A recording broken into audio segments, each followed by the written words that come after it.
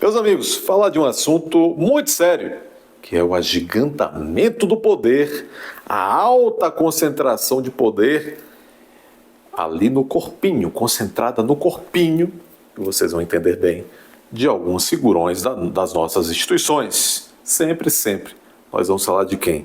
De quem? Das cartas. Vamos falar das nossas queridas excelências, daquele mega, ultra Supremo Tribunal Federal. Vejam, concentração de poder. Quando se pensa hoje em Supremo Tribunal Federal, nós estamos aí verificando, né? Quanto poder tem esses senhores e esta senhora, a senhora no caso, a dona Carmen Lúcia. Meus amigos, vejam só, nós já refletimos neste canal com vocês, atônitos, o que estará por trás da vitaminada carga de poder que também colocaram, acho que ele nem gosta disso, nas costas, sobre as costas do ministro, do novel ministro, acho que é o mais novo ministro, né, indicado por Lula, novo que eu digo, o mais recente, o Flávio Dino. Sempre nos indagamos aqui, como o doutor Flávio Dino saiu de um partido obscuro, que é o PCdoB, saiu de uma carreira obscura, quem que era o Flávio Dino? Deputado federal, não sei o quê, sempre do PCdoB, se elegeu lá na realidade do Maranhão, governador do Maranhão, deixou o Maranhão pior do que pegou. Triste Maranhão, amável povo, mas triste estado do Maranhão, sofrido estado do Maranhão. E o Flávio Dino agora na onda de toda essa coisa estranha que tivemos em 2022, elegeu-se senador da República. E foi alçado ao ministério, um dos ministérios mais importantes da República, que é o Ministério da Justiça. E deu no que deu já no dia 8 de janeiro de 2023, com menos de um mês. Ele já apareceu, inclusive, naquele dia 8, na tardinha, com uma intervenção feita, um textinho já feito. Comprou na livraria, foi? Comprou na livraria, eu tenho perguntado. O Flávio Dino, em minutos, apareceu com aquele decreto de intervenção do Distrito Federal. Comprou na livraria, que nem antigamente se comprava. Vocês lembram aquele contrato pré-feito ali de locação, de não sei o quê, e preencheu? Adivinhou o que ia acontecer? E as câmeras? Cadê as câmeras? Pois é. Aliás, a herança foi a pior governança de um ministro do Ministério da Justiça, que é o mais antigo da República. A pior. Fez de um tudo, que vocês sabem o quê. E para coroar, além de sumir a câmera, sumisse aqui, né? Não tinha câmeras no negócio, lá do Ministério da Justiça, né? Que poderia ter mostrado melhor ali o que aconteceu aqui, acolá, dentro e fora do Ministério, naquele dia 8, coroou a sua passagem nada exitosa com aquela fuga de 2 detentos lá daquele presídio federal que todos nós, escandalosa primeira fuga, pouco explicada até hoje, daqueles 2 elementos. Esse foi o Flávio Dino. E aí a dança das cadeiras. Sai o Levi Anadovski da cadeira do STF, vai para o Ministério da Justiça, está lá até hoje, e herdou a capivarona do Dino, e vai o Flávio Dino para o Supremo Tribunal Federal, nessa coisa estranhíssima que foi essa. Vejam, foi uma jabuticaba, baita jabuticaba, essa sabatina, e vocês se recordam, a sabatina no Senado, que levou o Dino ao STF depois da indicação do presidente. Por que jabuticaba? Porque nunca antes na história desse sofrido país se tinha marcado para o mesmo horário, na mesma sala, e ao mesmo tempo em que ocorria a sabatina do Flávio Dino, ocorria a sabatina também do indicado do Lula. Dizem alguns que até o indicado do Aleide Moraes e o indicado do Gilmar Mendes para a PGR, o doutor Paulo Gonetti. Nunca houve isso numa democracia séria. Meus amigos, o gordinho do Amapá ou Roraima? Agora vocês me perdoem, me digam, eu esqueci. Esse que é presidente da tão poderosa Comissão de Constituição e Justiça do Senado, a CCJ, o Davi Alcolumbre, que agora vai fazer a dança das cadeiras dizem, com o Pachecuzão. Ele vai voltar para presidir o Senado, dizem. O Davi Alcolumbre. O Davi Alcolumbre pautou num acordão, num cambalacho, a sabatina do Dino acontecer, como eu disse, dentro da mesma sala e no mesmo momento com a sabatina do indicado para a Procuradoria-Geral da República, o doutor Paulo Gonetti. Dizem que para dispersar ali o ânimo e o grupo de senadores que estavam ali tentando arregimentar número suficiente de votos para rejeitar a indicação do Flávio Dino. Foi uma esculhambação aquilo. Pois é, mas a pergunta que eu sempre faço, como é que pode esse homem obscuro ter se erigido à condição de uma das figuras, como assim, num passe de mágica, condição de uma das figuras mais poderosas da República, no mesmo Olimpo em que está, por exemplo, uma outra figura obscura, surpreendente, igual e amicíssima do Flávio Dino, que é a Janja. Vejam como essas duas criaturas, elas emergem com grande poder na República e são amigos e parceiros, Janja e Dino, praticamente na mesma época, e hoje são, não é brincadeira, extremamente poderosos no Brasil. A Janja e o Dino. A Janja é essa chefa de estádio. A altura em que se faz esse vídeo mesmo, a Janja está, dizem, discutindo a fome mundial em New York. Que interessante, não é? Que interessante. E o Dino está praticamente, agora, testando ali quem tem mais poder. Ele ou a Lei de Moraes? Lá atrás, muitos diziam, olha, o Flávio Dino também está sendo colocado, que é para frear os ímpetos. Ele é uma figura ali colocada pelo PT para frear os ímpetos do Alei de Moraes, que faz o governo Lula refém, a própria Índia. Agora há pouco vocês acompanharam, ela é uma Índia de esquerda,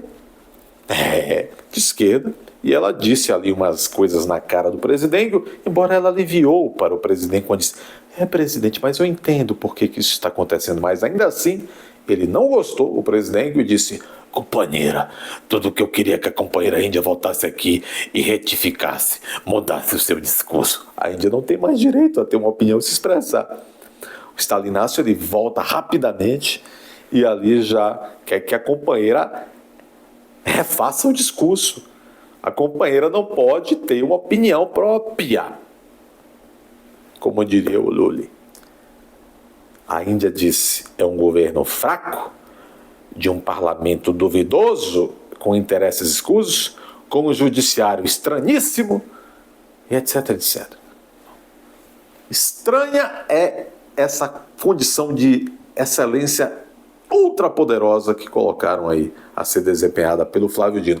E a cada dia, nesse cenário que foi tão bem traçado pela Índia, que o Lula não gostou, a figura do Flávio Dino se torna mais poderosa e agora está mesmo ali confrontando em poder, em feudo, em tamanho de feudo institucional com a Lei de Moraes. O Flávio Dino, vocês estão acompanhando, está despachando monocraticamente e mandando e desmandando sobre tudo. A Janja parece que ficou com a governança internacional do país e o Dino agora começa a dividir a governança interna do país com o doutor Alei de Moraes. Se não, vejamos. Está aqui. Matéria da Revista Oeste, mas está noticiado em toda a mídia. O vácuo de governança de Lula, ou seja, Lula não está governando, o chefe do executivo não está governando, não se sabe por quê. Alguns dizem que ele nem está aí. Então diz aqui, o vácuo de governança de Lula orna com a vaidade de Flávio Dino, avalia o jornal Estado de São Paulo. Orna, né? Ou seja, o vácuo de Lula, a ausência de governança de Lula, pavaneia, está ladrilhando um caminho, o caminho do pavão, Dino, né? O ministro do STF autorizou a abertura de créditos, está governando, para evitar que o presidente incorra em crime de responsabilidade. Uma dobradinha, né? Uma dobradinha. No domingo 15, está despachando em pleno domingo, o Flávio Dino mandou o governo de Lula apresentar um plano de combate a incêndios florestais. Também autorizou a abertura de crédito extraordinário para mitigar as queimadas e secas da Amazônia e Pantanal. O conforto do presidente diante da decisão monocrática do ministro Novato foi o tema do editorial de opinião do jornal Estado de São Paulo. Então está narrando aqui uma aparente dobradinha, né? Uma aparente dobradinha, como se de fato o Flávio Dino tivesse sido colocado lá dentro, o STF, que hoje mais parece o Palácio do Planalto.